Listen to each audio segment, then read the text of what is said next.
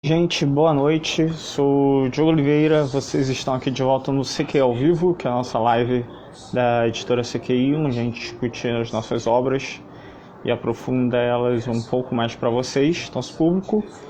E hoje vamos falar de Suburbanos, volumes 1 e Suburbanos, volumes 2, e também de Suburbanas, tirinhas online que estamos publicando já faz um ano oficialmente esse mês em nossas redes sociais e também no Tapas.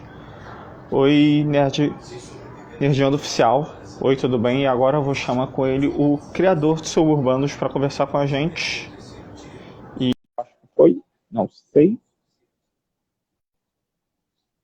E hoje vamos conversar sobre Suburbanos assim que eu conseguir. Oi, tudo bem? E aí, meu amigo, tudo bem? Oi, boa noite primeiramente. E só respondendo a questão que você jogou no teste que a gente fez, na verdade, isso aqui não é para os tempos do Imperador. Como o Império está reprisando, por contrato eu tenho que voltar com o look do Comendador.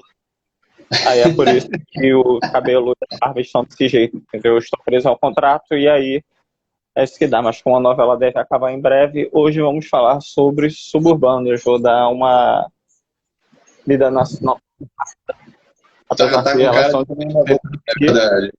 Tá com Hã? cara de comendador também, é verdade. Oi, Daniel. Oi, João. Oi, Camila. Todos bem-vindos ao chat.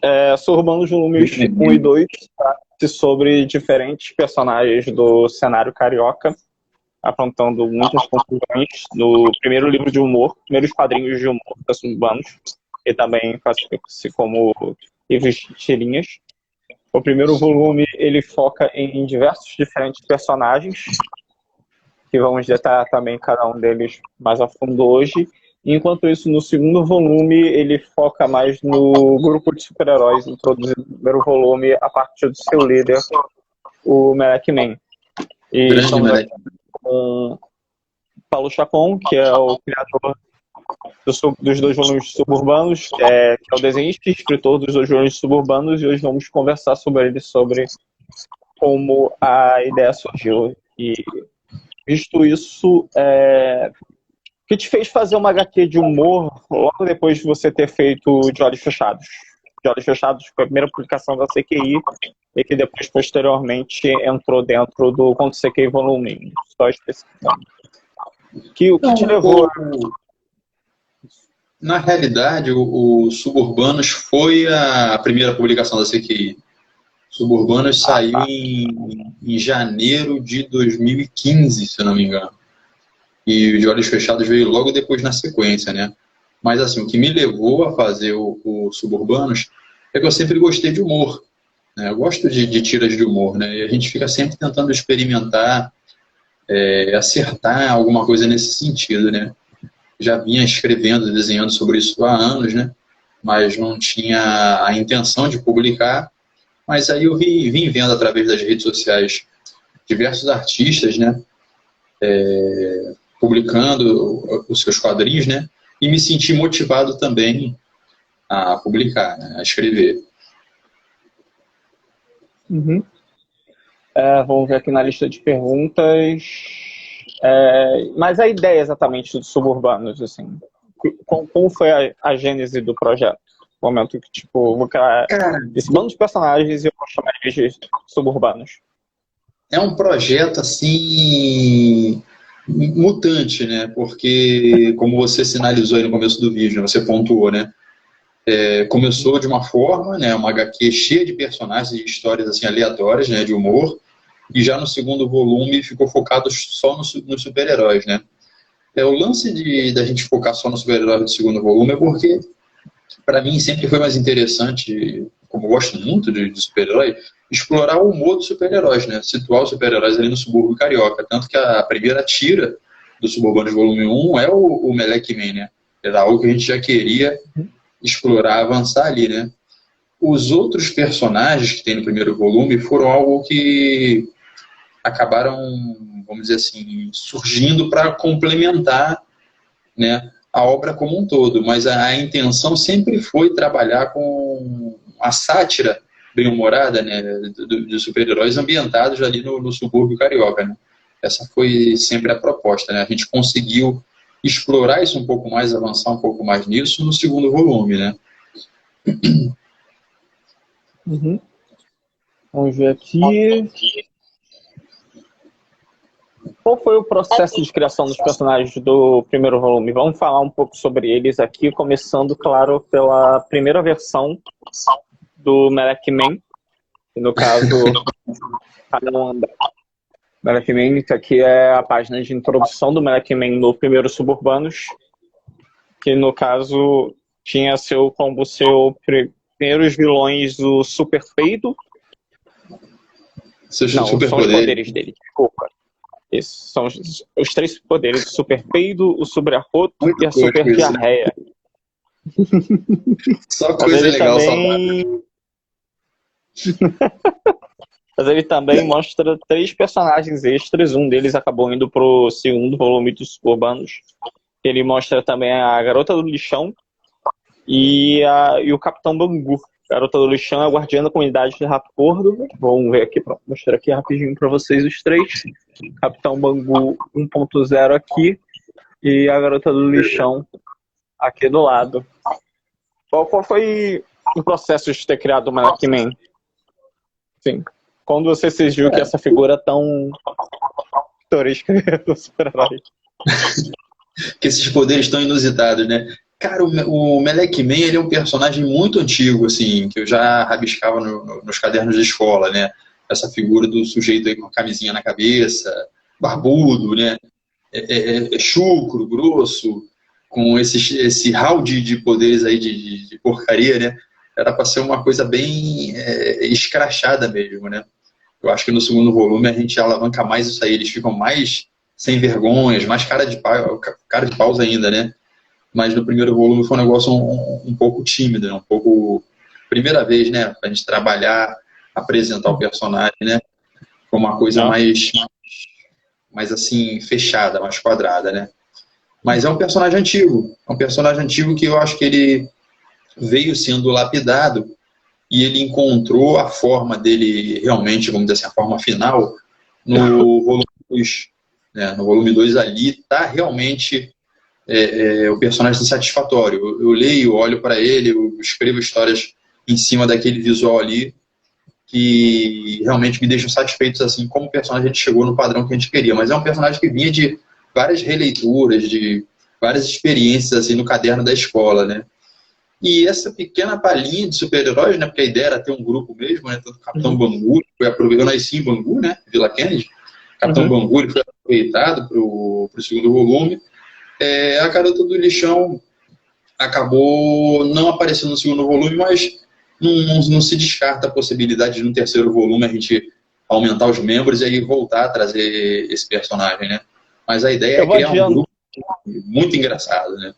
De figuras assim inusitadas, né?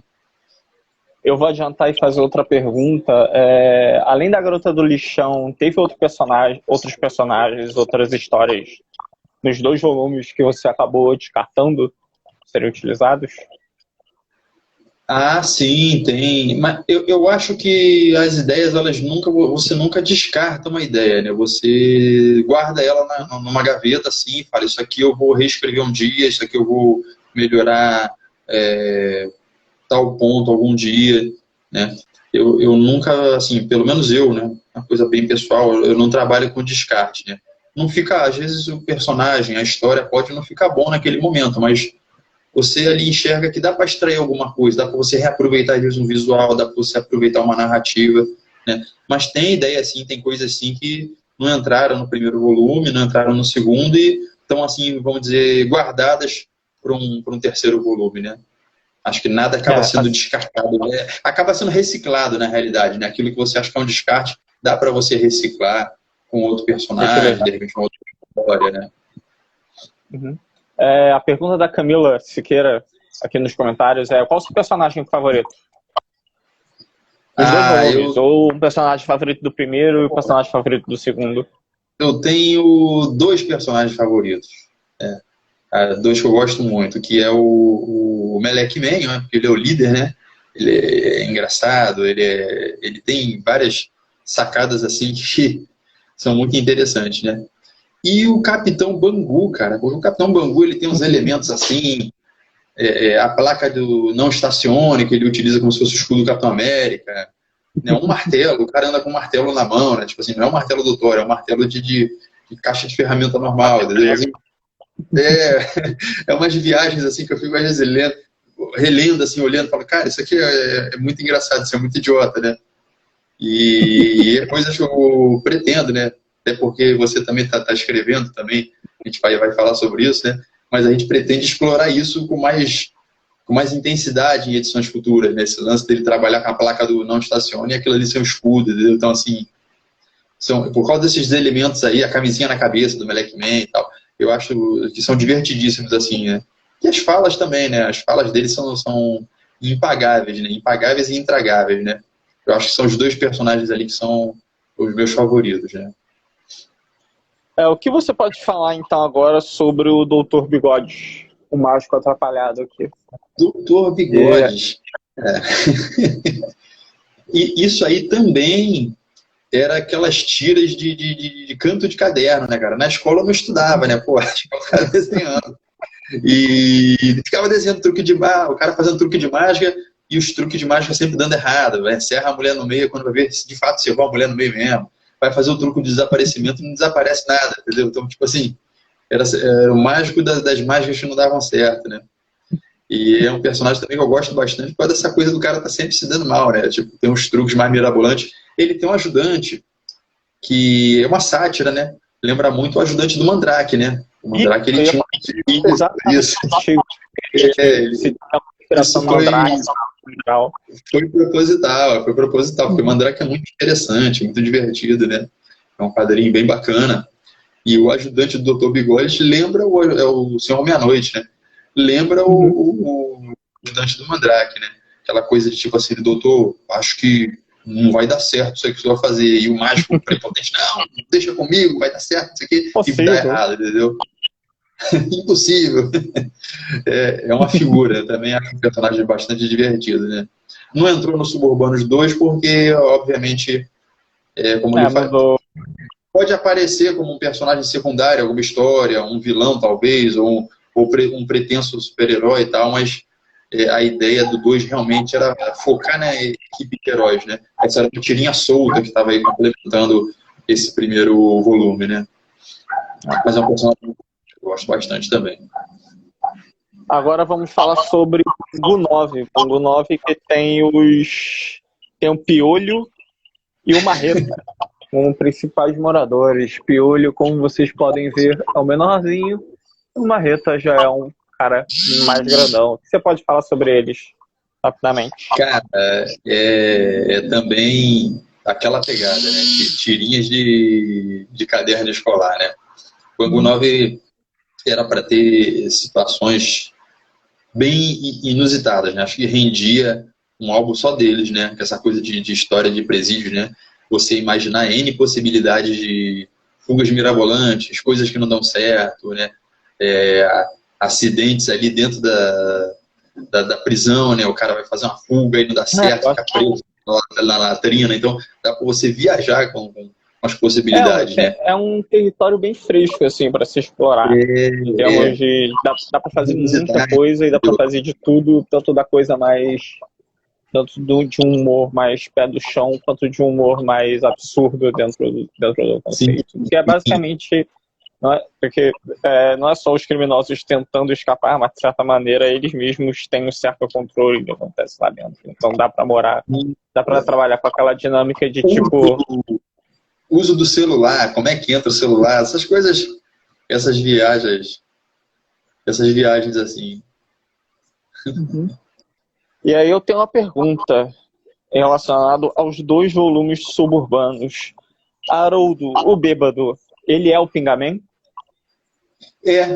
É o Pingaman, ele foi aproveitado pro Pingaman, cara. Isso é um canalha, é um safado. Né? Porra, o Haroldo Bêbado, acho que deve ser talvez o personagem mais antigo desse livro, né?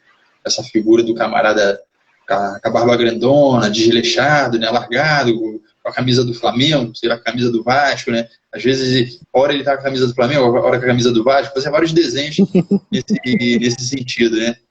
E aí, como é um personagem, porra, antigão, eu falei, pô, eu não vou deixar esse cara de fora, não. A gente vai dar um jeito de colocar ele em alguma tira, né?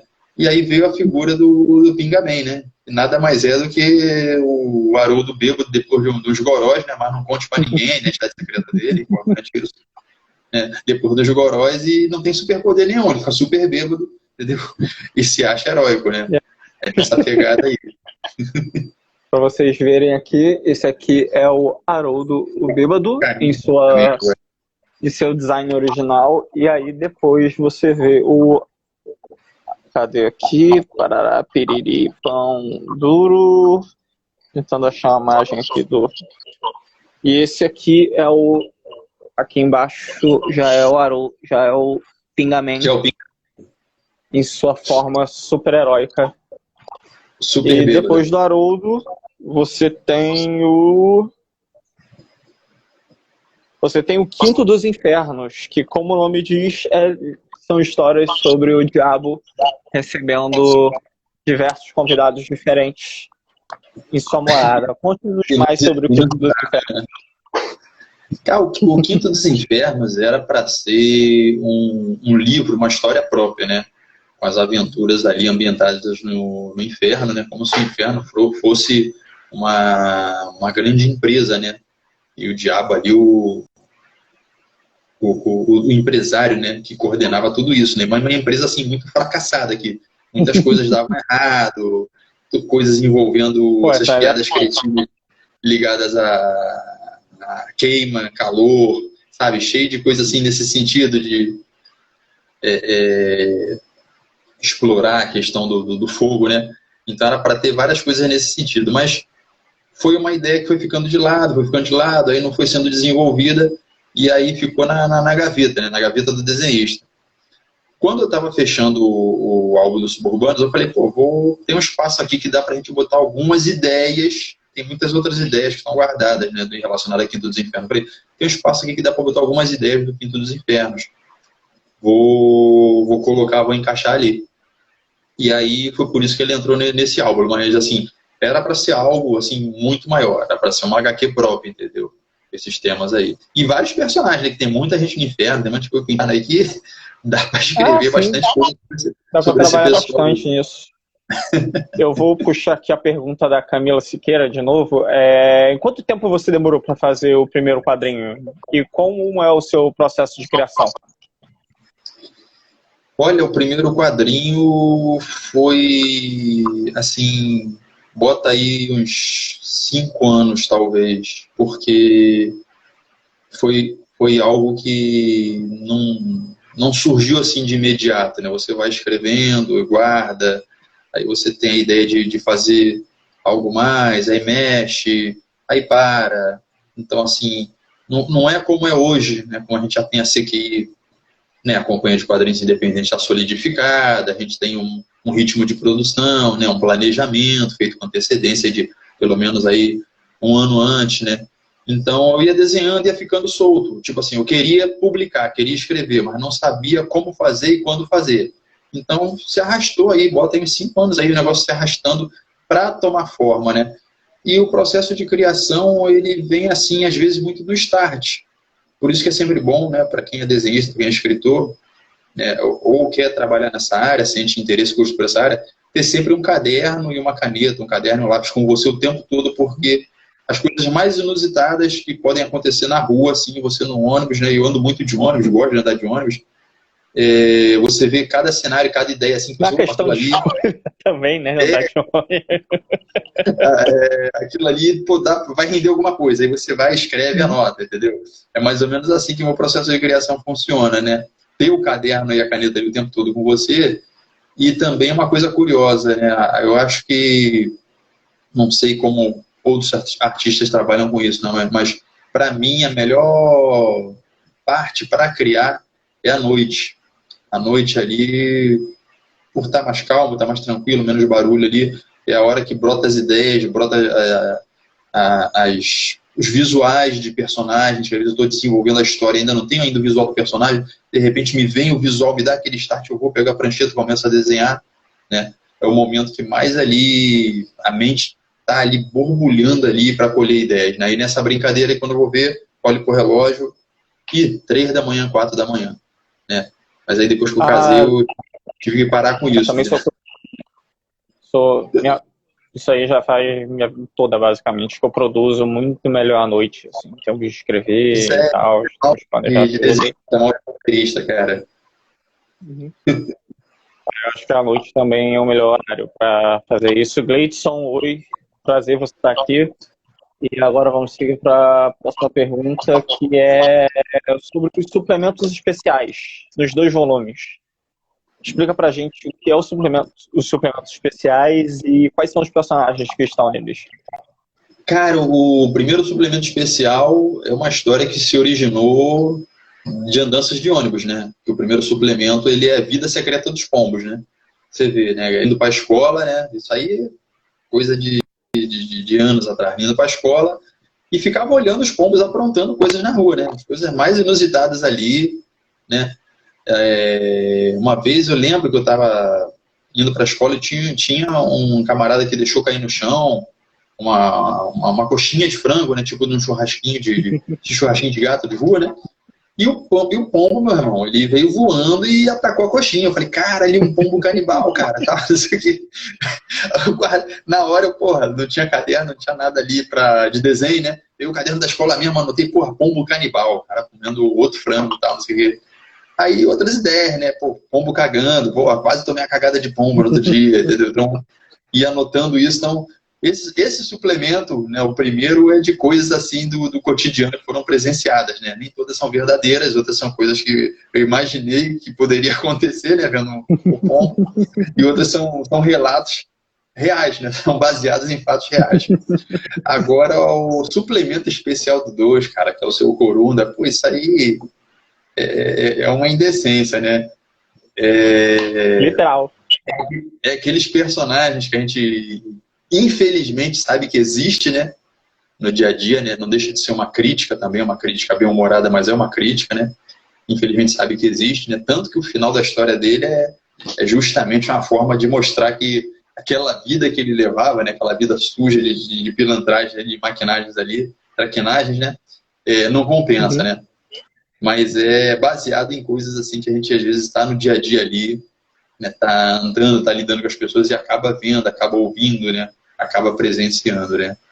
Mas são complementos ali, né, para dar um algo a mais pro álbum, né, apresentar um outro tipo de narrativa, né, apesar de ser o humor ainda, mas o traço é um traço mais rebuscado, é um traço mais detalhado, né, o tipo de apresentação de história é uma história construída de uma maneira diferente, né, ela é fechada e tal, tem começo, meio e fim, não são acontecimentos soltos. Meio e fim, né? São coisas que não têm continuidade nas outras edições, né? É bem fechada, é bem compacto, né?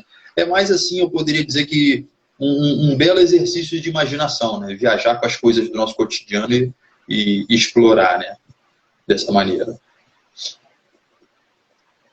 Vou pedir um comentário seu de alguém que eu acabei me esquecendo, que é sobre o artista, que estranhamente ele se destaca das outras histórias do primeiro volume, porque é exatamente uma história mais séria.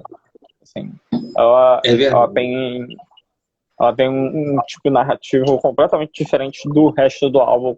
Por que dessa decisão de colocar o artista ali entre os meios? E boa noite, fã-clube Bate-Base, prazer ver vocês por aqui. Olha aí, ó, Renatão aí, boa noite, Renatão.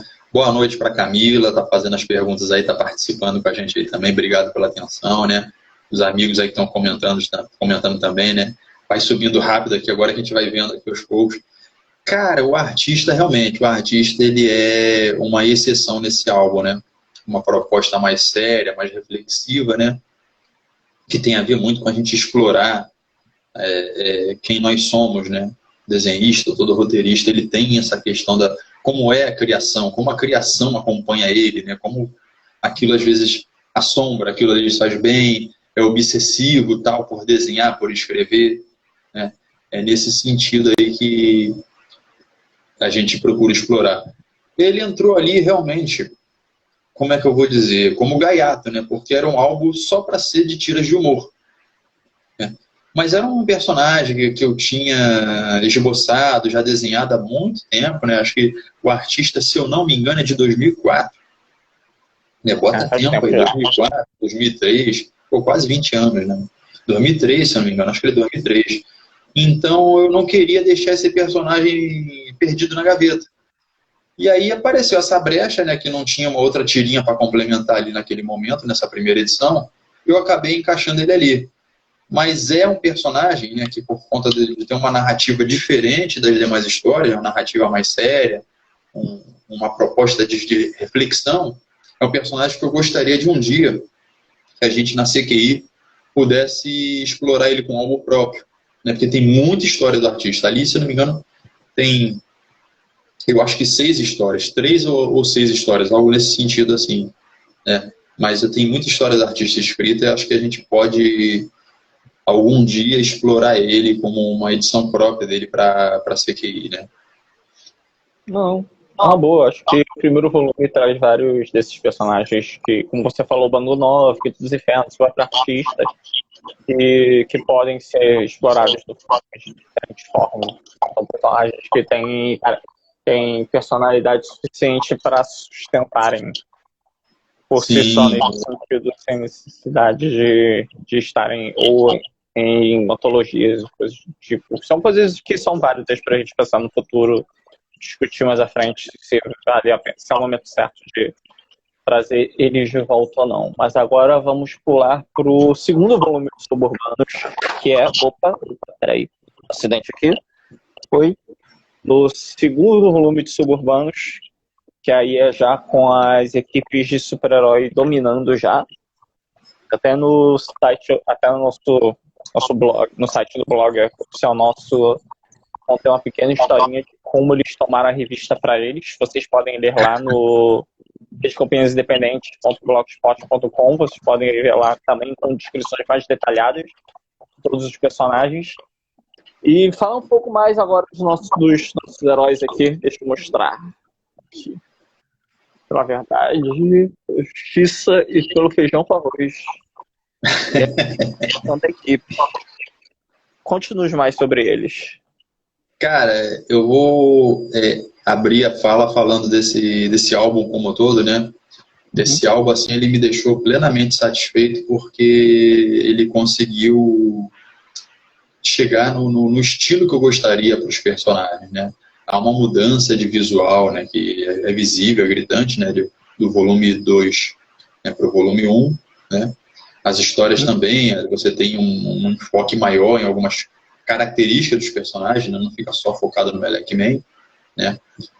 E cada personagem você reflete algo muito específico, por exemplo, da cidade do Rio de Janeiro, né, que é a nossa cidade natal, né?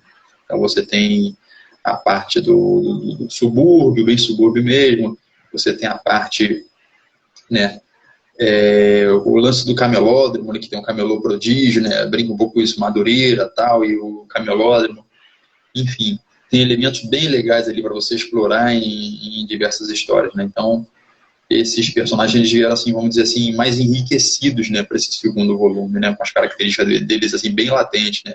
Porra, andar de ônibus para combater o crime, chegar atrasado lá na hora de salvar a cidade, entendeu? Algumas coisas, assim, vivendo em condições, assim, pô, precárias para o grupo de super-herói, né, pô, você tem a Liga da Justiça que está lá no satélite, Vingadores tem lá uma base super, né, Pikachu Fly, né, e eles uma mansão. E os suburbanos, pô, tem um casebre lá onde eles ficam lá, que eles estão brigando, discutindo, pra saber quem vai lavar o banheiro, entendeu? Coisas assim que não tem o Jarvis, não tem o Alfred, não tem ninguém para resolver, né? Então tu entra até um pouco na intimidade, né? Pô, coisas assim, não pagar conta de luz, tal, golpes que não dão certo, né? Teve 2 membros que são presos, né? Então, assim, umas coisas muito loucas, né? Que acabaram sendo exploradas nesse segundo volume, né? Eu sou, assim, muito satisfeito, muito contente com esse segundo volume, né? O O Renato Araújo está perguntando aqui se tem algum personagem que foi baseado em algum conhecido. Sempre tem, né, Renato?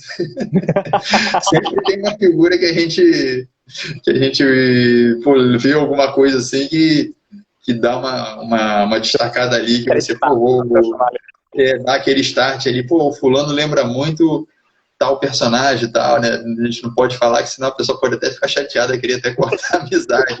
Mas tem sim, tem umas figurinhas ali que são baseadas em indivíduos que realmente habitam ali o subúrbio carioca, né? Conhecidos seus, inclusive. Vamos ver aqui. O próximo. Você já falou já, né? Peraí. O que você achou que foi melhor explorado no geral no segundo volume em comparação ao primeiro? O que foi feito melhor no segundo volume em comparação ao primeiro? E já emendando, se pode aguardar o terceiro volume também. A pergunta da Camila. Olha, Camila, obrigado aí pela participação. Vamos lá. Primeiro, o segundo volume, né, houve uma melhoria significativa ali na questão da arte, né? A arte foi melhor desenvolvida, né? A gente sempre pode melhorar, claro, né? Eu penso assim, que a gente sempre pode subir um pouquinho mais no degrau, né? Mas assim, é bem gritante o trato visual, né? E até a parte do designer, né? Do layout do álbum, né? Que ele mudou, é um pouco mais quadradinho, né? Não é mais tão retangular, né? Então tem essa diferença em relação ao E tem primeiro mais volume. quadros também. Você pode fazer. Exato, Você pode. a organização das tirinhas é melhor, né? A disposição das tirinhas. O esquema dos 3 quadros. A leitura eu acho que ficou melhor, né, em relação ao primeiro volume. E as histórias também foram melhores lapidadas, né? Acho que as histórias do segundo volume são mais divertidas, são mais engraçadas, né? Eu fico acompanhando muitas pessoas quando elas estão nas feiras, né, vendo os livros, né? É a reação das pessoas ao ler, né, tanto o primeiro quanto o segundo volume, né, que são apresentadas, né, a eles, né? E aí você vê realmente a manifestação das pessoas, né? As pessoas gostam muito mais do segundo, né? Chama mais atenção, né? E quanto ao terceiro volume, que a Camila perguntou, isso é algo que está dentro do nosso planejamento, sim, de ter um terceiro volume, né? Até que envolva também os trabalhos do Diogo, né? O Diogo, desde o ano passado, ele vem escrevendo as tirinhas digitais, né? Vem colaborando aí, vem somando ali de maneira assim, gigante, né, para a mitologia dos suburbanos, né? Criando essas tirinhas digitais. E eu acredito, gostaria muito que a gente pudesse pegar esse material, que hoje é um material digital, né, e colocasse num terceiro volume ou num quarto volume, né, que a gente tivesse algo publicado sobre isso, né. Então, assim, uma data nós não temos ainda em mente, porque tem outros projetos que estão na frente, né. Tem um projeto do Diogo, um projeto pessoal dele, tem um outro projeto meu também, né, tem um outro livro do Diogo, um livro jornalístico bem interessante também, né, que tá aí no forninho. Tô correndo pra terminar. Então, assim, tem esses 3 projetos aí que, vamos dizer assim, estão na boca do leão, né, para sair. Eu acho que depois desses 3 projetos a gente poderia, assim, contemplar, né, poder se debruçar sobre a prancheta aí, sobre a mesa aí, para elaborar esse terceiro volume, né. Acredito aí que bem em breve, né, esse ano de 2022 agora a gente já deve publicar 1 ou 2 desses projetos, né, 2023 também, na sequência, deve sair alguma coisa, então, assim, muito em breve a gente deve estar trabalhando, sim, com o terceiro volume. Deixa eu ver aqui. Eu acho que todas as perguntas que eu tinha para fazer para você já foram respondidas, e isso é bom, porque agora já pode dar o gancho para falar sobre Suburbanos, tirinhas digitais, escritas por mim, publicados por Paulo Chacon. E sim, Camila, a gente envia essas obras para todo o Brasil. A gente tem a nossa loja digital, que você pode acessar até mesmo aqui pelo Instagram, tem a aba da lojinha, mas para quem quiser ver depois, tem loja editora CQ oficial.lojaintegrada.com.br, e também temos os livros de cultura pop, no caso, no Mercado Livre, mas os quadrinhos vocês podem comprar diretamente com a gente, pelo site de inscrito ou pela lojinha que vocês podem acessar diretamente aqui pelo Instagram. As tirinhas começaram a ser publicadas 1 ano atrás, exatamente. A primeira tirinha saiu no dia 5 de agosto, eu acho. que foi Foi no também meio. até publicada tirinha, e aí foi esse trabalho que a gente até conversou, que a gente estava lá no auge da pandemia, não que a pandemia tenha acabado, mas era no auge do primeiro ano da pandemia, e a gente estava discutindo que a gente precisava de um material para manter a editora destacada, a editora viva, Ativa, assim, né? ativa perante ao público, e aí eu joguei a ideia de fazer as tirinhas suburbanos, mandei o primeiro roteiro, ele curtiu, surpreendentemente, e estamos nessa aí até hoje. Então vou aproveitar e emendar para saber se para você é muito difícil escrever humor ou algo que se tornou fácil por prática. Que aí você fala e depois eu digo a minha experiência. Cara, o humor é um negócio assim que às vezes eu acho que é complicado, é complexo, porque varia muito de alguns fatores, assim, né? Como a pessoa recebe o humor, né? O tipo de humor que você está oferecendo. Tem coisas, assim, que eu acho super engraçadas, super divertidas, e às vezes a pessoa pode não achar, assim, a menor graça, entendeu? Às vezes acontece isso. E vice-versa. Às vezes já me apresentaram ideias, me apresentaram coisas assim, no dia a dia, né? Você escuta uma história, escuta um negócio que, tipo, não tem a menor graça, mas a Você... pessoa tá chorando e ri com aquilo ali, entendeu? Então, assim, é algo que não vejo isso como um problema. Eu acho que é natural, porque cada pessoa tem uma personalidade e reage da maneira ali que lhe for conveniente naquele momento ali a determinada situação. Às vezes a pessoa tá no dia legal, não tá no dia legal. Ou a pessoa às vezes não gosta mesmo de humor. Tem gente que às vezes é mais fechada, mais na dele ali, entendeu? Assim, então, assim, é algo que às vezes é um mistério, né? Mas eu não vejo assim dificuldade assim em escrever sobre humor, não. Acho que a dificuldade é alcançar todo mundo, né? Que às vezes você não alcança todo mundo. Às vezes algumas pessoas vão gostar e outras não vão gostar. Acho que a dificuldade é essa, conseguir algo que alcance todo mundo, né? Mas acho que é um processo tranquilo, entendeu? E você, para você, o que você acha disso? Assim, eu nunca tinha, antes de começar o Suburbanos, eu nunca me tinha visto como um escritor de humor, porque para mim escrever humor sempre foi algo muito difícil. No sentido de que, sabe, exatamente, em parte, o que faz aquilo que você questionou, o que faz as pessoas rirem, o que é engraçado para as pessoas, o que é engraçado para você, e qual o caminho que você deve seguir ali dentro do que... Pelo menos a estrutura que eu faço Suburbanos hoje em dia, dos 3 quadros, meio que me educou dentro daqueles parâmetros de, ok, eu tenho esse limite de espaço e tempo para que chegar no último quadro alguém dá uma risada. Eu particularmente, o processo de julgamento que eu faço para saber se a tirinha é boa ou não, se eu chegar no terceiro quadro e eu der uma risadinha, assim, chegar no terceiro quadro e engraçado. Aí, ok, essa tirinha tá boa para mostrar, tá boa para publicar. Então, para mim tem sido um processo, uma educação constante de como fazer esse processo dentro de 3 quadros, apesar que a última tirinha, que foi a tirinha que eu também desenhei, entre aspas, isso me permitiu fazer piadas mais individuais, no sentido de explorar... Os 6 quadros contam uma história, mas também contam histórias individuais dentro dos quadros, dentro dos frames que se apresentam. Então, acho que para mim tem sido bom eu estar escrevendo Suburbanos, não só para flexionar os músculos de escrita, mas também para, de fato, aprender a escrever humor. A um ponto que um dia, se eu for escrever humor de novo, fora do Suburbanos, ou escrever o Suburbanos de maneira diferente de humor, eu já vou estar um pouco mais educado nesse sentido. E eu sou um cara que adoro comédia, e eu adoro documentários de comédia, assim, making-offs no geral, de processo de criação. E o que eu vejo mais comediantes falarem é que e fazer humor não tem fórmula. Assim, ou é um negócio que você sabe fazer ou você não sabe fazer. Então, acho que a lição que fica, se você não sabe fazer, você procura aprender a desenvolver o seu próprio estilo de humor, sua própria marca de humor.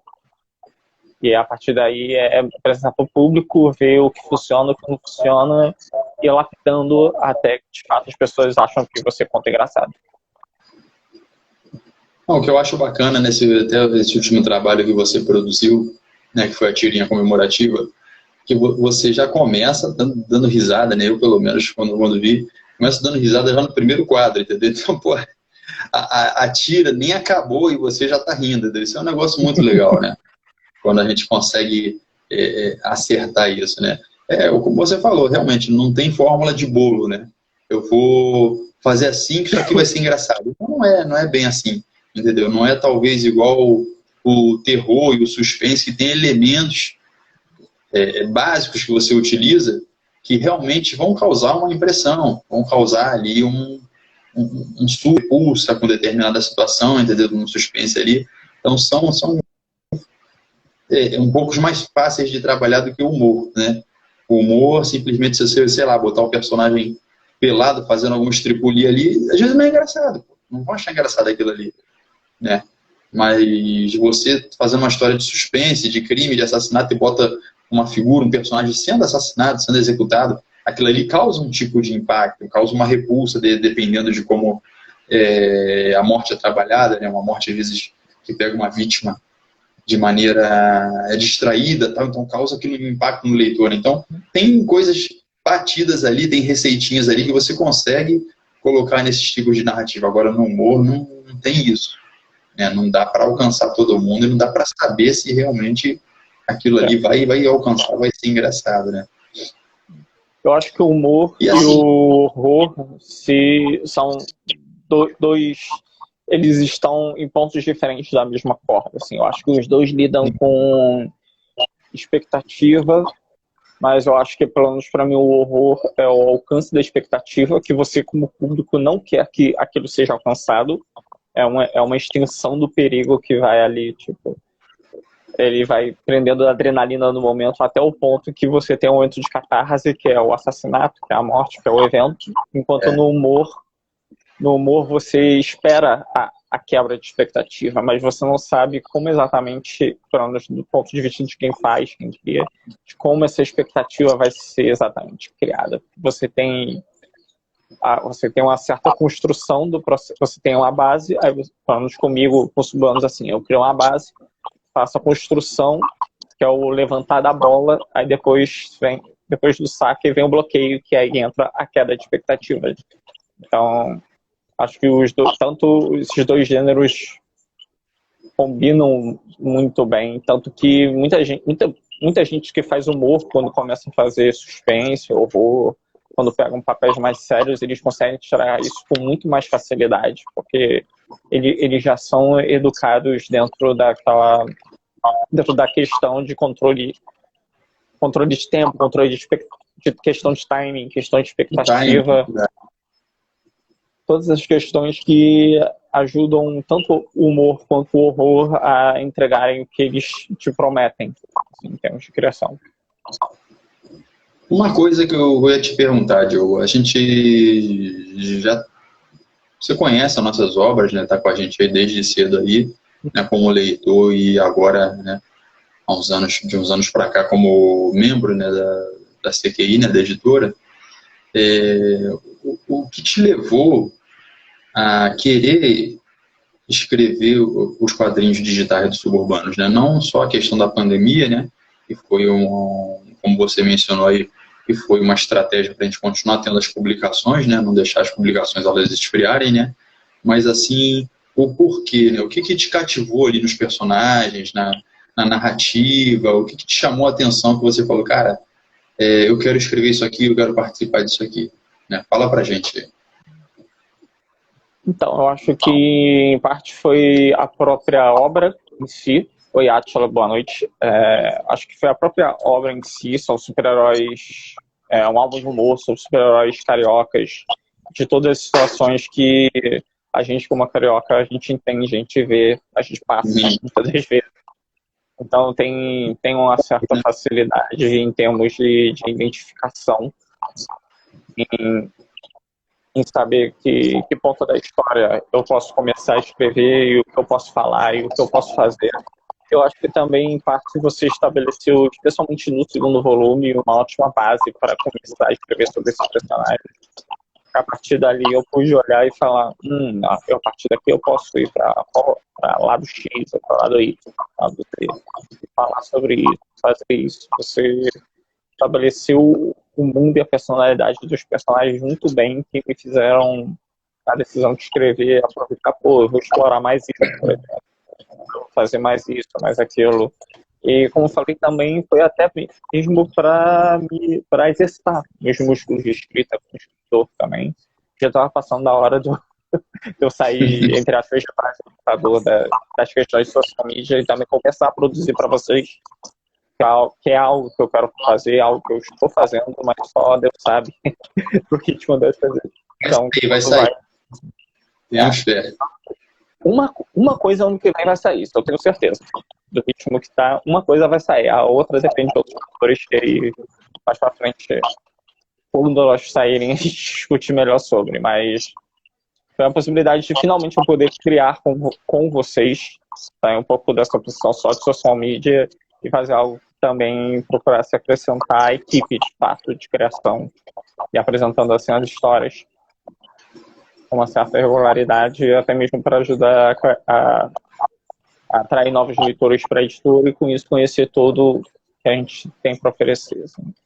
Mas isso também permitiu até explorar coisas que eu queria explorar. Por exemplo, eu acho que Garota do Flamengo, que eu acho que aqui no Brasil tem um branding único de subcelebridade e do que tipo de coisa que elas fazem, que eu acho muito interessante explorar o humor disso tudo com a Garota do Flamengo, por exemplo.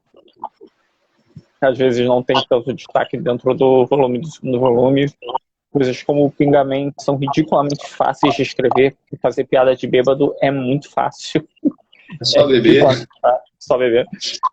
E aí as situações se desenrolam ali, então você pode lidar com um absurdo de boas. Outras coisas já ficam mais complicadas. Uma das tiras que eu publiquei esse mês era sobre o Camelo Prodígio.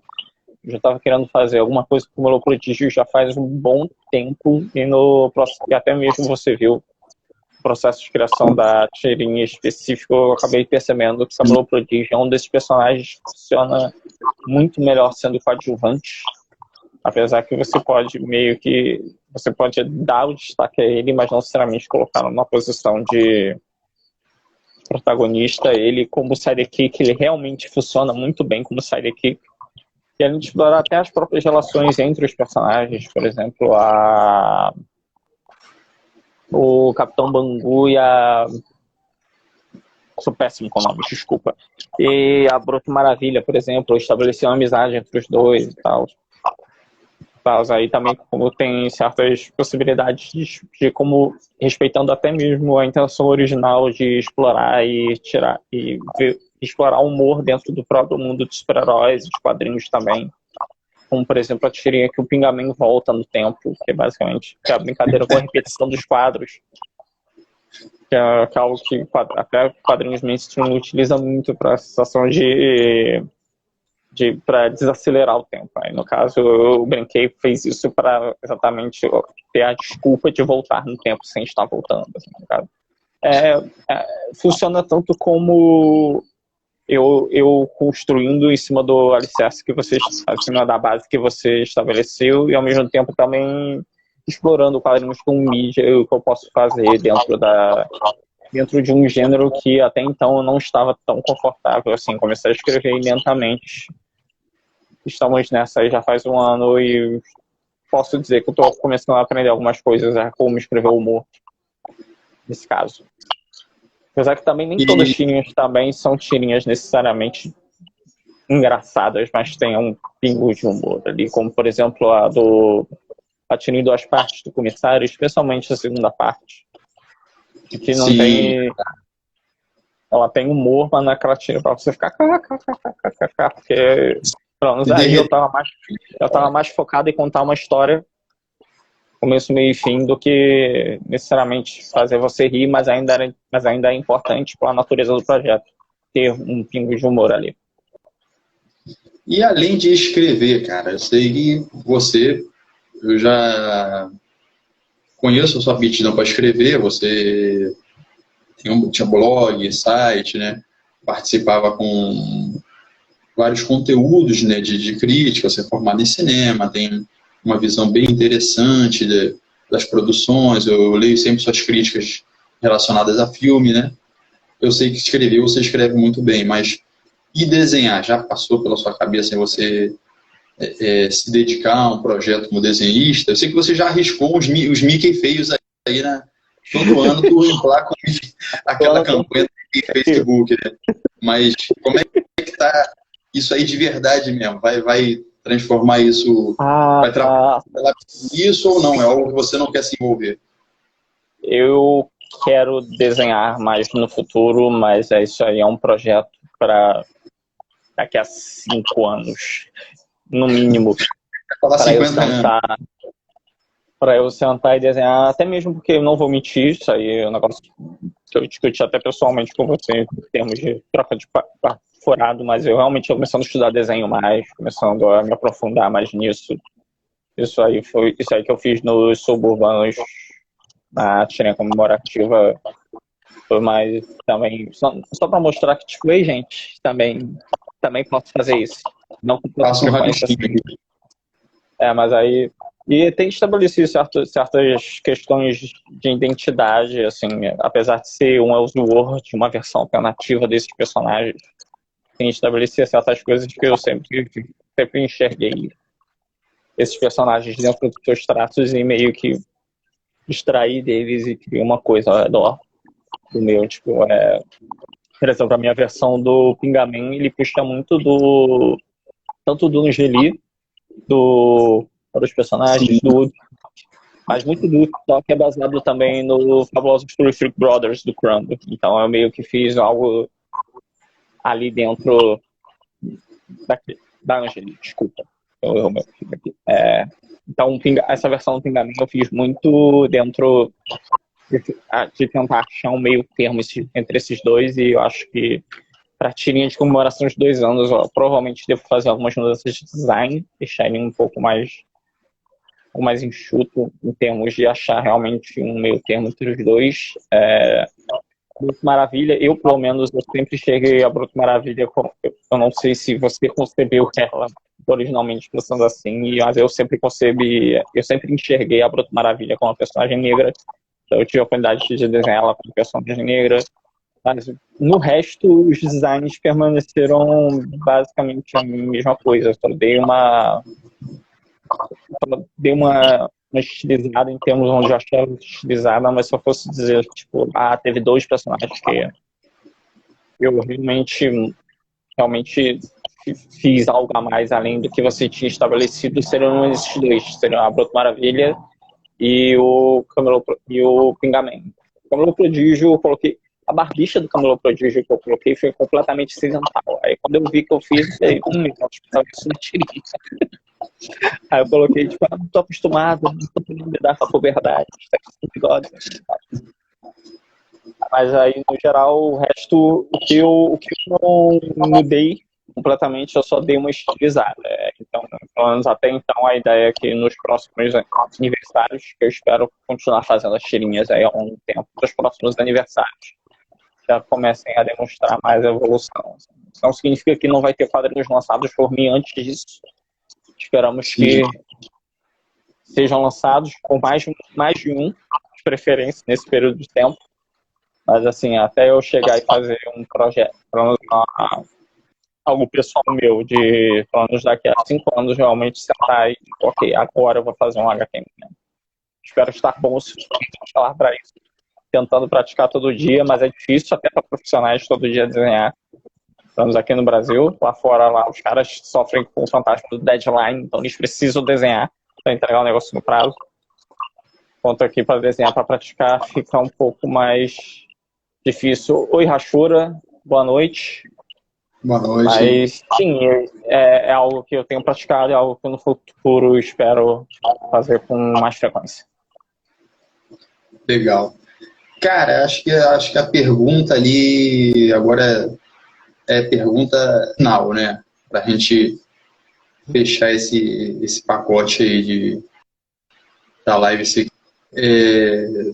A narrativa ali dos dois suburbanos, ela tem focado muito só nas desaventuras dos heróis, mas não trabalhou assim um vilão, né, específico, né? Tem ali a Febre do Rato, né, que é um clube de ninjas, né? Mas nunca apareceram, né? Assim, vilões, né? O que você vislumbra, de repente, a gente possa trabalhar no futuro, alguma coisa nesse sentido aí? Eu acho que aproveitando fazer esse brainstorm ao vivo aqui, literalmente, eu acho que no segundo ano talvez a gente possa focar mais nos vilões. A gente já meio começou com a Viúva Negra esse mês, e então a gente pode pensar até em colocar mais vilões no futuro, assim, porque meio que é aquilo, você tem dois vilões. Você pode ter duas possibilidades de vilão, um vilão pessoa ou vilão situação. Suburbanos lida muito com a questão do vilão situação. A situação é o inimigo, e para você resolver a situação ou superar a situação, essa é a grande jornada ali. Mas eu acho que no segundo ano a gente pode explorar isso, a jornada do herói. Eu acho que no segundo ano a gente pode explorar mais a questão dos vilões, ou trazer vilões de volta, e também tem o dos gorilas, que é interessante. Trazer de volta também. Acho que no segundo ano a gente pode colocar mais vilões. Seria uma boa. Eu acho que, é como você falou, né? A situação acaba se tornando a ameaça para a equipe, né? E a própria equipe também, o jeito deles agirem, né? Acaba... É ameaça. Não precisa de vilão. Eles fazem tanta besteira, né, que não precisa de vilão para atrapalhar a vida deles, né? Uhum.